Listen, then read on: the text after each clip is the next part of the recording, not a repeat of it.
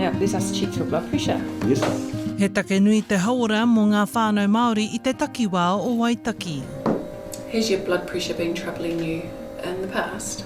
Kua roa nei e noho ana ki te taha kāri whai wāhi ki ngā tākuta, ngā whare hauara o tēnei takiwā.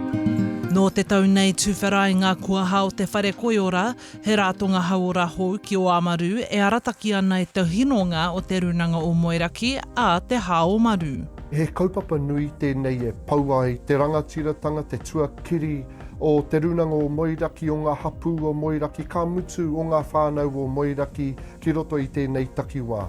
E ai ki te toi hau o te Oamaru a Manny Malloy Sharplin, e tatari ana ngā whānau ki Oamaru mō te tākuta, neke atu i ngā wiki e whitu. There was about 2,500 people not enrolled with the practice. So we haven't wanted to come and take over or be in competition with other practices. We've wanted to come in and contribute and bridge that gap and pick up those that don't have access. There were quite a large number of our whānau that couldn't get into doctors. The doctors had closed their books. And if we were going to enable our whānau to actually access a good hauora service, we needed to actually establish that. Kua tūwhera anō hoki ngā whiwhinga mahi e te kau maono mō te hapuri nei.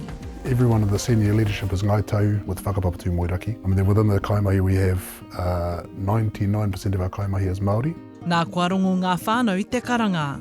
I think we're close to having a good reach to all Māori here. We've become a household name for Māori in the Waitaki, and now we want to start extending services, our other services out to Pasifika, Tauiwi, Pākehā, those other whānau that may want to access hauora Māori. But our GP clinic is for everyone. He nui ngā whānau e puta mai ana ai ngā kokonga pōuriuri o tēnei takiwā. Wai hoki ngā whānau e whai wāhi ana ki ngā tākuta atu i te Oamaru, te whare koiora, kei te huki mai rātau, kei te kitea mai rātau, ara he whare whai tikanga, e noho nei raru i ngā mātā pono Māori, nō reire hikaka ana.